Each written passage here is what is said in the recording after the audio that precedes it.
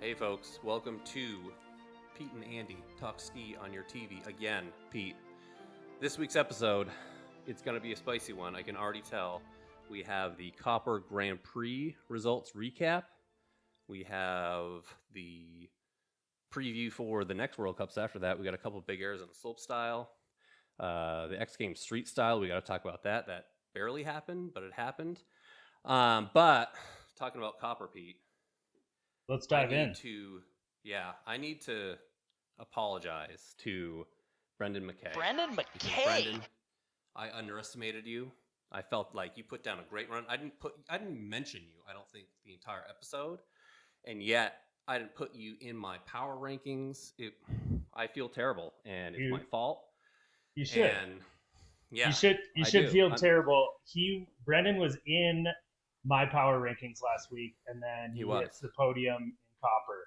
So by all means, like, I'm correct and you're not.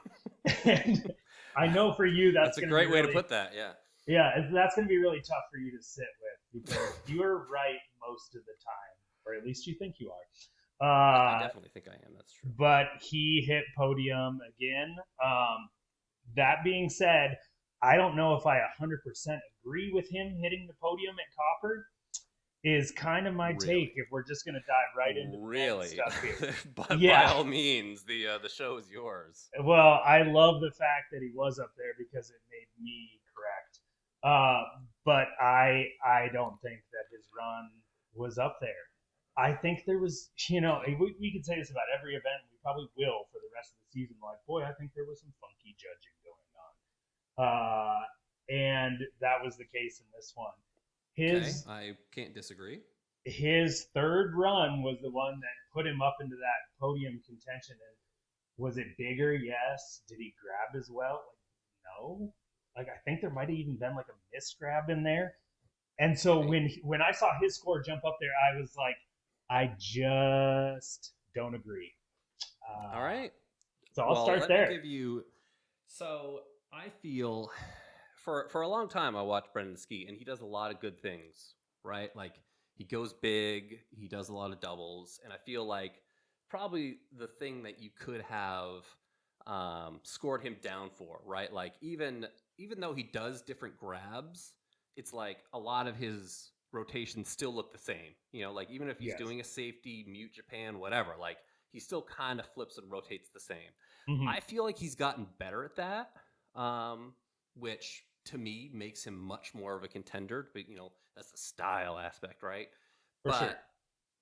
Yeah, I still think he does have that, but I do feel like he probably deserved the podium. I can't fully agree with you. I mean, I can see where you're going with it, but no, I think he should have been on the podium. I think he skied well enough. I like that we have a difference of opinions there, and that's fine. But I think this is more like the overall event, and what I saw is it seemed to be the one thing that they were judging on a lot was amplitude. So I will say in his third run, he went very, very big, but it was a little loose. And I think what we saw too, I'm going to go back a little bit. I'm sorry, this is going to get a little scattered, but it's fine. But we're going to shout out I like it. Finley Melville Isles, the young guy from New Zealand, because his first I don't think that's his name, but it's close enough. I think that was pretty close. All right, let's do it. His first run was like amazing. It was a full pole. He was the first one to drop. And again, nobody wants to be a judge. That's like the worst job ever. They had a hard one there because it was a banger run right off the bat. And they put him up pretty high, which he deserved. And it was his best run. It was his best run, his best score, too. Yeah, right off 100%. Usually those don't hold up. Correct. And he deserved to be where he was in the ranking, right? Not the score, the ranking.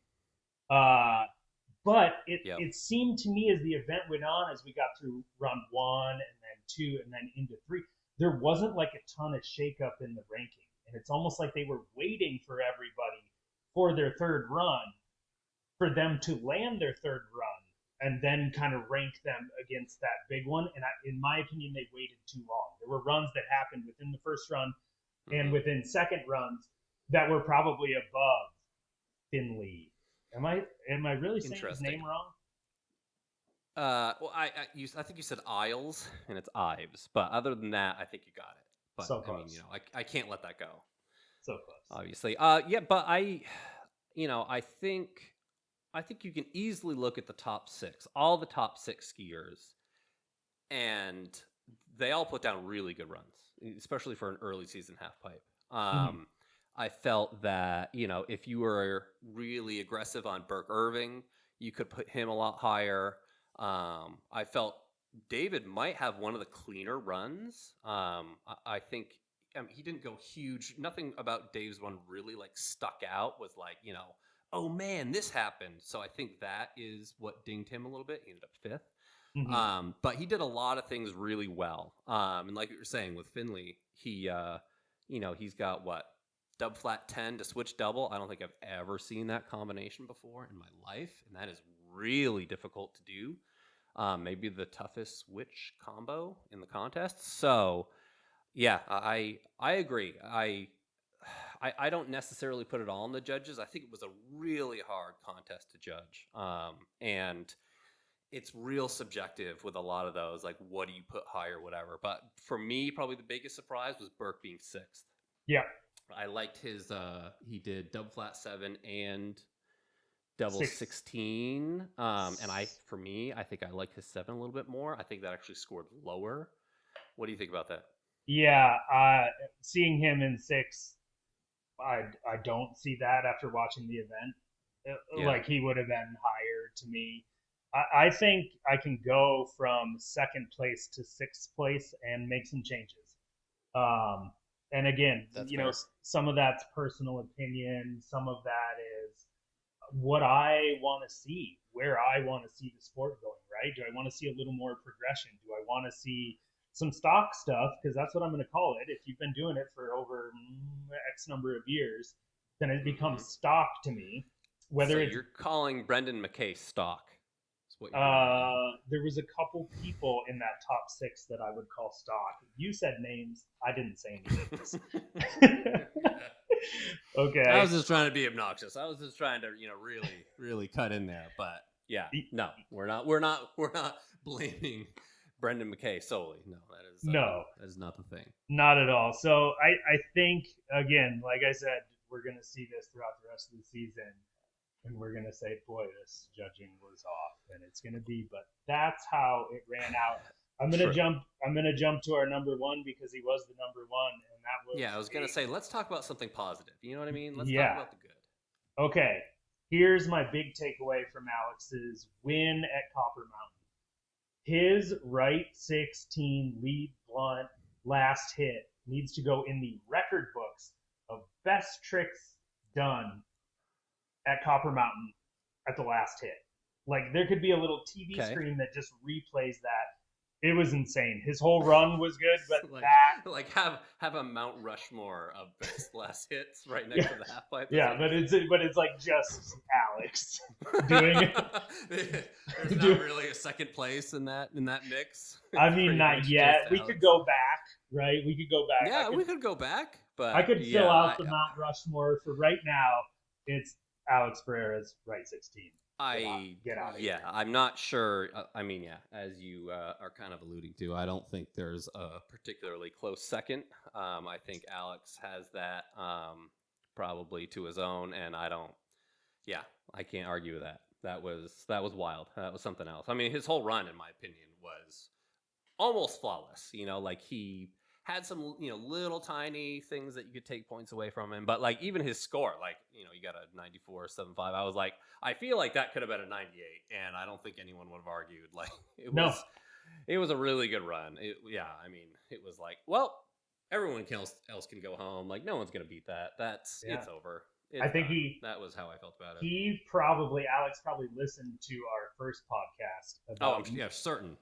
Talking about him and all these sandwiches and was like, done with the sandwiches. Yeah, totally.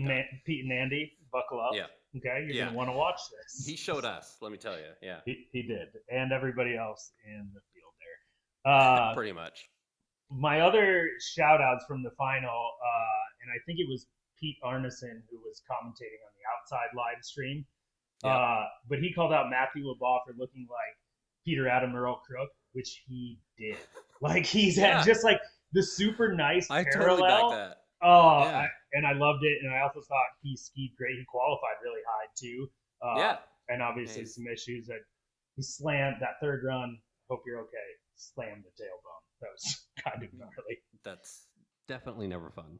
No. My other call out is kind of two people. So we have Goepper again on the podium, right? And then we have Hunter Hess, who is in seventh. And here is my takeaway from their two runs, was that Nick went very, very big at the top.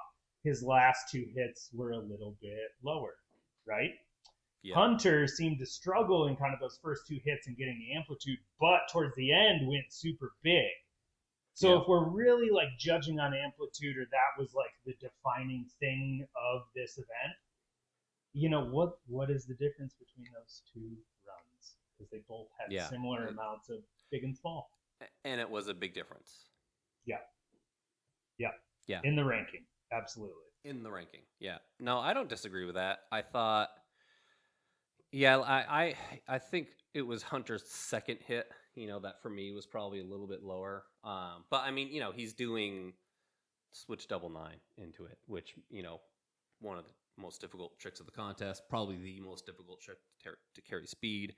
Mm-hmm. So it's like, I get it. And like what you said, since he really amped up the last three hits, you know, it wouldn't have surprised me for him to be higher than that. But also, like I said before, though, the top six, I mean, it's a tight pack in there. Like, it's tough. It's tough, and it's going to be tough for the rest of the season. And I'm excited, regardless of results here and whether I agree or disagree. It's going to be fun to watch this go forward in the next few. Yep, I think it will be. Should we move on to the ladies, Pete? I think we should. Okay. Well, what was your take for the ladies podium? Wasn't necessarily surprised. Like we saw Eileen on top again. I was happy for Cassie Sharpe to be on the podium because she skied well. I think this is like first World Cup back. She also had a sweet Instagram because they're doing a thing for their live scoring now where it's DNS, which is did not start, and then DNI did not improve. She talks about it, so go follow her on Instagram because she needs more followers, I guess. I mean, Olympic gold medalist, people. Yeah, I mean, Cassie really surprised me. She was in my power rankings, you know, like, but kind of like, you know, like maybe she'll do good, maybe she'll come back this year, and I thought she skied really well. Like it seemed almost easy. She looked really smooth, so that's what really surprised me. But Pete, you want to know what really surprised me about the women's contest? And I don't want to start, Pete, some kind of international incident, okay, between Great Britain and China, because I'm for peace, okay? Yeah, please don't, especially not on the podcast. This is only episode 2, you know? Right. But I kid you not when I say when Zoe Atkin landed her final run, I was very surprised that she did not move into first over Eileen Gu. That is, what do you think about that? Well, I think it's a hot take. I think it's your hot take. So you're saying you definitely don't agree with me, is what you're saying. I'm not saying I don't agree with you. I'm saying this judging panel didn't agree with you. Well, that is obviously true. So, okay. Break it down. Let me first say that I recognize that history is on the line here, right? Like it's not lost on me what Eileen is doing. And I think it's great for the sport, right? Like, you know, it's unprecedented as far as I know. I don't, know anything much about the history of, FIS freestyle World Cups, but whatever. The point is, she's had a great run here, and she's still on it, apparently. But the contest is not about who is the best skier. The contest is about who had the best run. And Eileen's only run that she landed, if I'm correct, it was her first run, right? I believe so, yeah. And Zoe, her best run was her third run, right? Yes. And so here's okay. This is going to be too much information, but here we go. What's important to me in a half pipe run is how you compose your run, right? How you put it together. And looking at Eileen's run and Zoe's last run, to me, Zoe's run is a much better composed run, and it's not particularly close, right? Like Eileen's left wall hits are left 9, switch 3, alley-oop. There's not a whole lot of excitement there. Left 9 is good for sure, but we're talking switch 3 and alley-oop. That's not a great skier's left wall. In terms of amplitude, I mean, I think you can put them up there pretty much. Let's call it a push. I think Zoe's first hit was probably the biggest hit in the women's field, but I think Eileen held her amplitude probably a little more consistently. In terms of grabs and execution, I will definitely give that to Eileen. I didn't think Zoe had any big mistakes. I think, she touched her skis and got, most of her grabs. But to me, it's the composition. So Pete, like the way that you use switch, it's agreed upon at this point, right? That everyone needs to have switch in their run. Yeah, and switch both directions, preferably. Yeah, and it's like there's different ways to use switch. And it's obvious to people that are like, I'm just going to put it in my run because I have to. It doesn't really fit in my run, but I have to do it, so I'm going to do it. And Zoe is the complete opposite of that, right? Like she's doing both switch 7s, the only one in the field. Mm-hmm. And that doesn't get enough recognition, I think, both in men's and women's skiing, how you use switch. So you put, right, a push on amplitude. I'm giving Eileen execution a little bit. But to me, Zoe's composition and her technical difficulty as well is just so far above what Eileen did. And I don't think Zoe won by a lot, but I really can't come to a place where I'm like, yeah, Eileen definitely deserved that one. Like to me, Zoe definitely won. Yeah, I think your point about switch, I have to do switch, right? Versus I've gotta brush my teeth. Or I've trained and I enjoy these tricks. Is there is a big difference there, and you can see it. You can see it in people skiing. You can tell the people that have put time in both directions, right? Yeah. In the composition of their run. So I don't agree with you, and honestly, I think at the end of the day, did I say I don't agree or disagree? I don't disagree with you. I don't agree, but I mean, I can be either one. I like it better when you don't agree with me. To be fair. Yeah, I think what it came down to at the end of the day here, and it's the most classic thing ever in the judging in this competition world, is the overall impression. So like the overall impression was that Eileen's run was better, right? And your stance is like, well, technically it wasn't. Like in terms of the composition, in terms of the tricks, it was not better. So I think you have a valid point to say now. I'm glad you said it. I'm not just so glad that I said it. I feel like I'm definitely in the minority on that. But I mean, if I were in the judges booth, Pete, like I couldn't give it to Eileen. I couldn't, like, even if, even if I really wanted to, and like, I want her, to do well. I still think she's the best skier, right? We were ready to give her, first place before the competition even started. Yeah. But yeah, I out of obligation, like literally obligation. I'd be like, I just can't. Yeah. It's nice. It's nice to see her very close. It's nice to think that if you were in charge, things would have been different, right? Well, because I forget the stat, so but this is in charge. That's the takeaway. But I forget the stat, but this was like Eileen's 17th World Cup victory. Is that right? Yeah. I think it was like 14 in a row. I think it was 17, 14. Total 14 in a row. Feel free to fact check on that. Yeah, I'm kind of just making that up, but that was my understanding. Yeah, and so it is nice that she is right there. You think she should have had it in this event, Zoe. And so it'll be awesome to see if there's a shakeup, right? Like she hasn't not been in that first. Eileen hasn't been not first in forever. And I think we want a shake up, you know, and we want to see, people who have put together some different skills get rewarded for them. Yeah. As they should.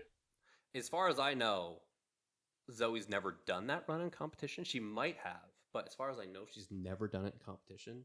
And like I said, I don't think I've ever seen, you know, a woman do both switch sevs in competition, and not to mention, you know, have that, you know, kind of big 540 amplitude. I mean, you know, I thought that 540 was super cool. Like, I understand it's not, you know, a 1260 or anything, but, you know, anytime you have that kind of amplitude and just you know, that clean of a rotation, that good of a grab, I mean, something like that sticks out to me. And you know, I don't necessarily care, you know, what the trick is. I think, you know, in half pipe that plays.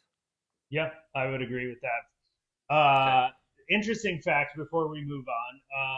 They're the same age, both born in 2003. Oh, really? Zoe and Eileen. So this could be like the clash. It could be the clash that continues.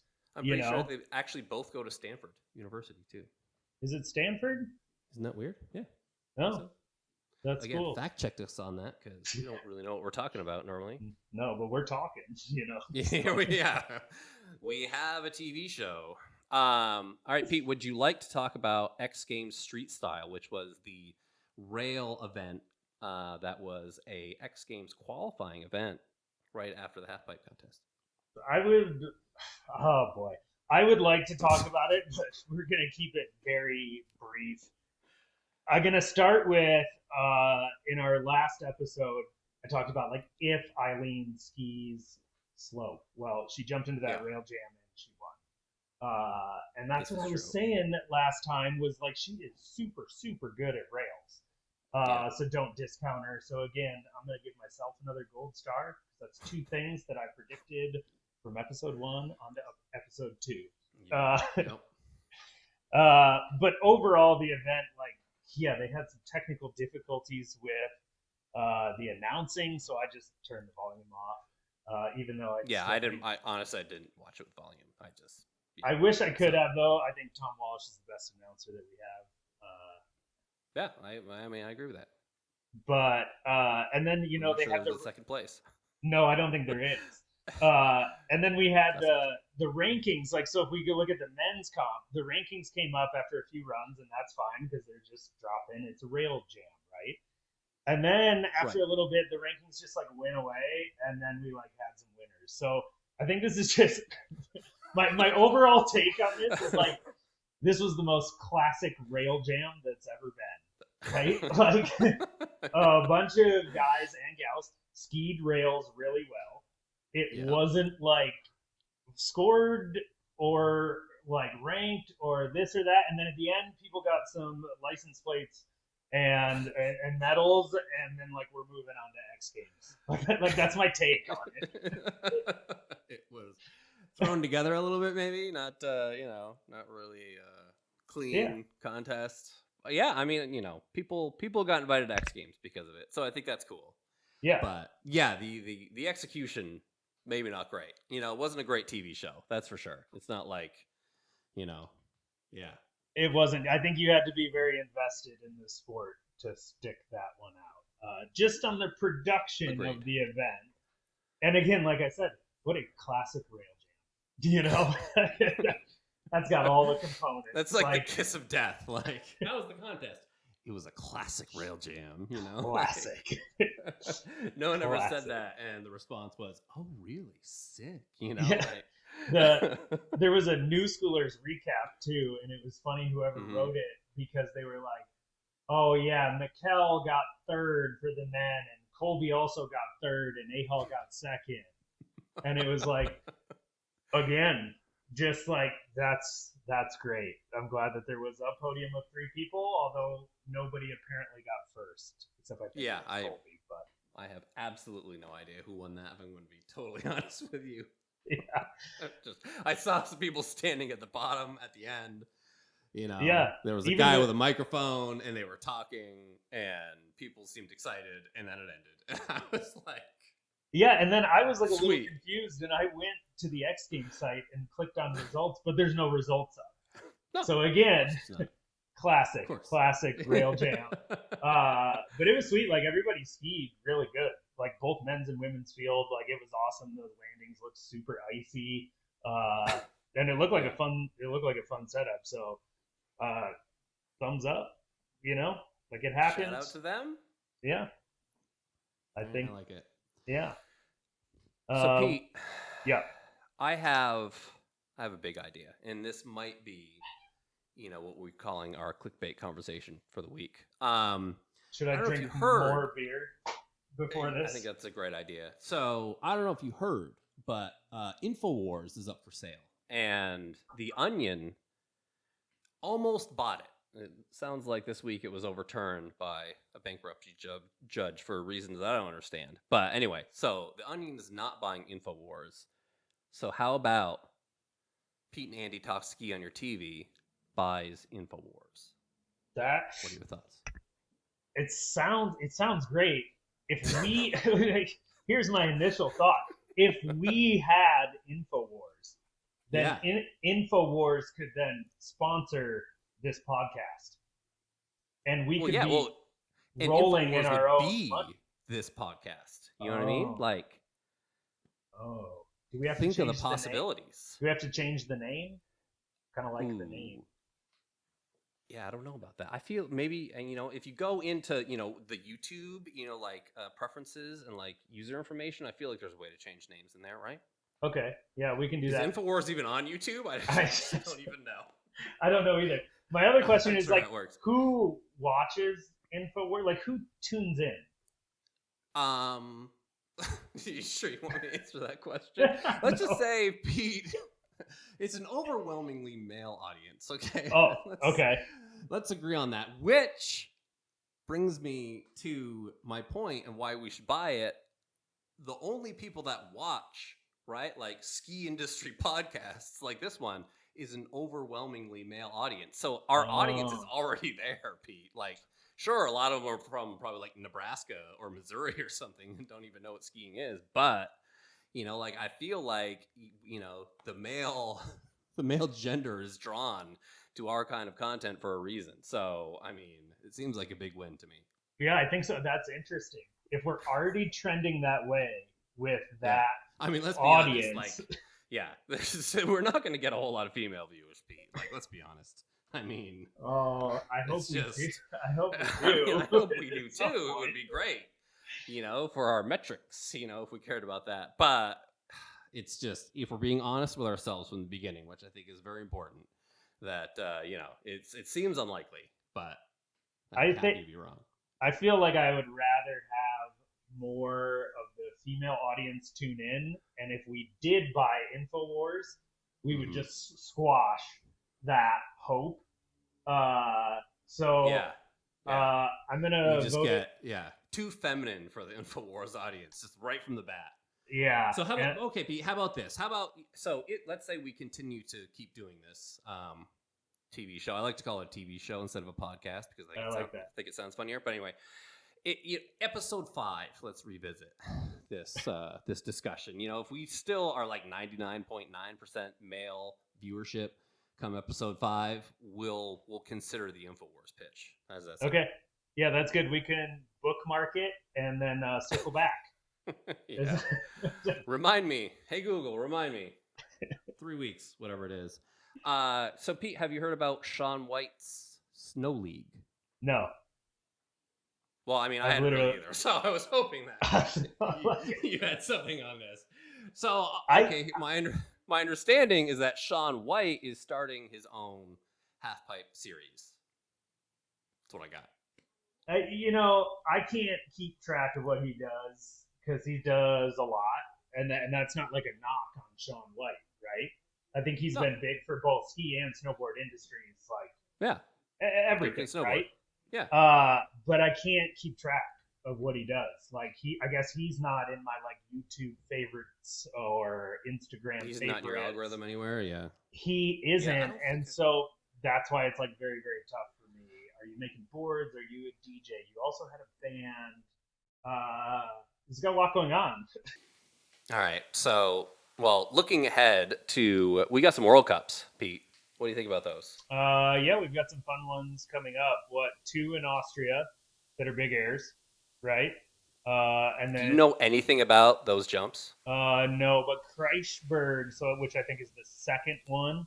I feel like they've done something there before, or I've heard that name before, but I don't know anything about those jumps. And I think, unless we're revisiting like the one in China, like that jump is going to stay there, and it's a great jump. It has tons of hang time, everything, good landing. I like that. I think these two will be like a coin flip as to what they build, right? And we've definitely seen big airs in the past with a much smaller jump that might benefit somebody here, or a bigger jump that benefits others. So that'll be fun for those two coming up. I'm excited. Yeah, I like contests. Yeah, me too. That's what we're here for, right? Do contests. Yeah, believe it or not, we might be the only ones. Fair enough. And then there's a big one coming up too. Yeah, locks. Yeah, is that when does the X Games start? That's the big one I'm talking about. Locks is a big one. You're talking about the big one. I'm talking about the big. Locks is a big one too, because that is a super cool event. But usually X Games is last week in January. Okay, so we have some time. So we are going to go to Europe and then come back home. Yeah, nice. Big facts. You can tell how much research I've done at the schedule for the rest of the season. Tons. Yeah. Tons. I mean, honestly, like I really thought maybe we're gonna do like more stuff on locks, whatever. But man, Goepper took up a lot of my brain fuel the past week, and so I haven't done really much at all. Yeah. I'm gonna be honest with you. Yeah, me neither. We have some time, though. Yeah, we got time. So Pete, it's a thing that YouTube channels do. Is it a thing that we should do, in that we like read the comments that were on our last YouTube video? Should we do that? Dude, I think we should, only for the reason that we, like, by the seat of our pants, threw together a podcast. And people What do you mean? It's a very well planned and produced situation. Yes. But do not look behind the curtain, nobody. Yeah, but people actually commented on it, so please, like, if you have them up, read the comments. Okay.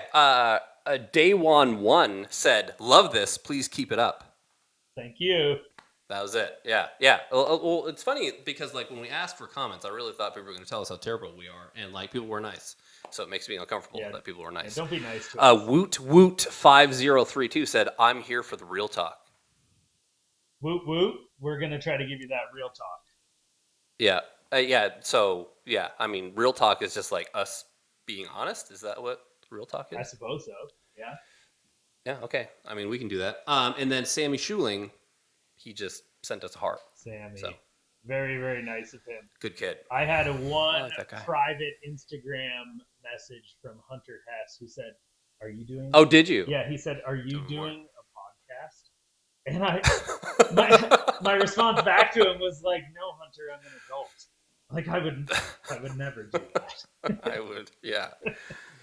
Well, big news is that Hunter actually subscribes to this podcast, whatever it's called. Oh gosh, so he knows. We're so good at YouTube, we don't even know what it's called. We have subscribers, and Hunter Hess is one of them. So clearly he found it, Peter. Thank you, Hunter and Sammy, because those are the only two I know, and the other guy's like, "Yeah, that's awesome."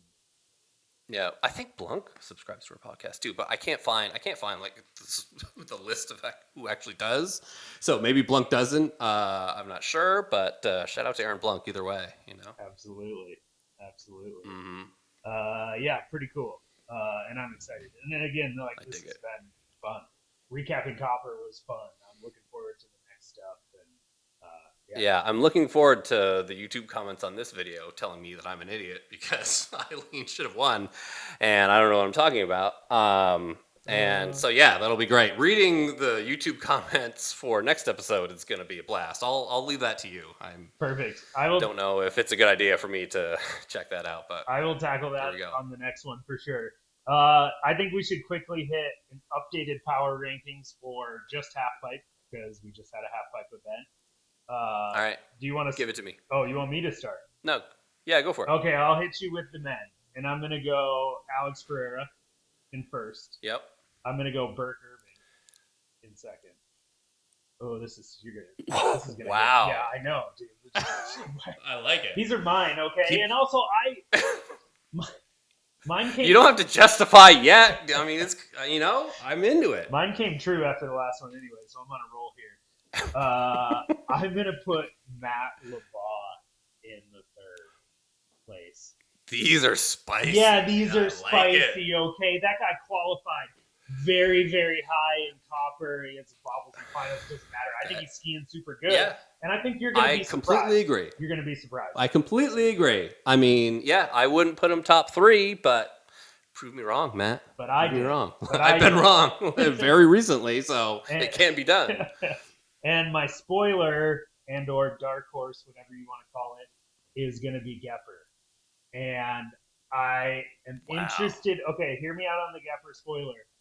Yes, podiums this year, but I'm interested to see when we get into a longer pipe, like what else is in the bag, right? Yeah. Like, can we go from 5 to 6 hits? Good point. You know what I mean? Like, what is that run going to look like? So I'm putting him in the spoiler spot based on results from this season, and then question mark what's next. All right, I like it. All right, I've got Alex Ferreira, Nick Goepper, your spoiler. My number 2. I think he was my number 3.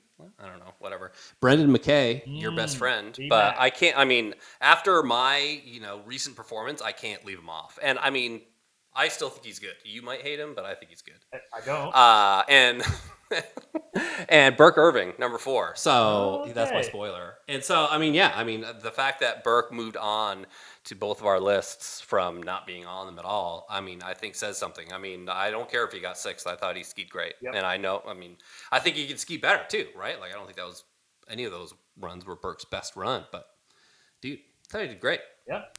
Yeah, okay. I was feeling it. Yeah, that's good. All right, I'm going to go to my women. I've got Eileen still in first. I'm going to go Cassie in second. And I'm going to go Zoe in third. And my spoiler is another Irving, a Savannah Irving. I like that. I mean, we really should have gone over these before we started recording because my podium is literally exactly the same. I got Eileen, Cassie, and Zoe. I mean, I had to obviously grab Zoe, but Hannah Fallhaber is my spoiler. I had her number 2.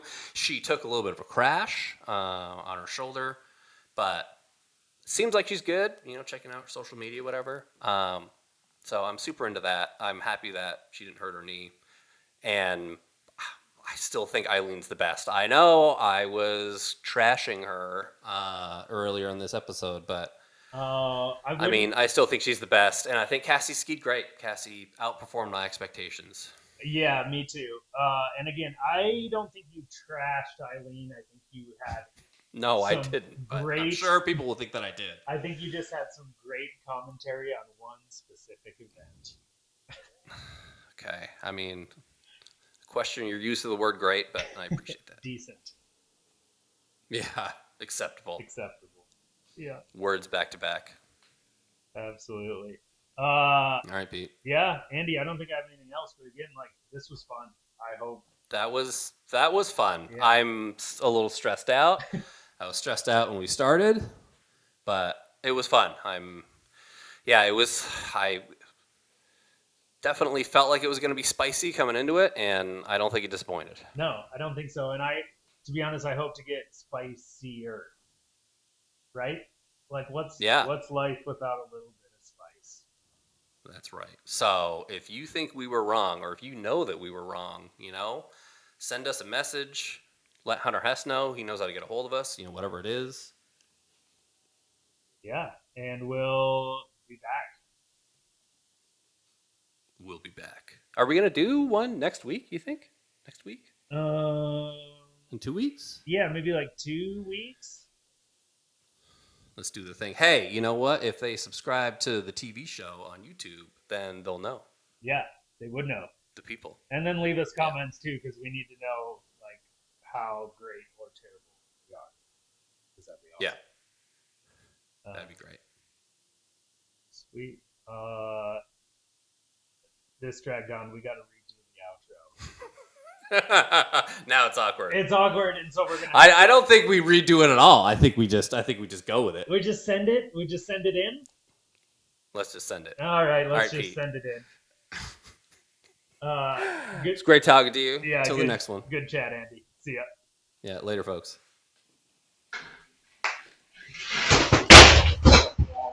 God. Oh no. It's like, yeah, I'm good. It was like good timing. Oh jeez.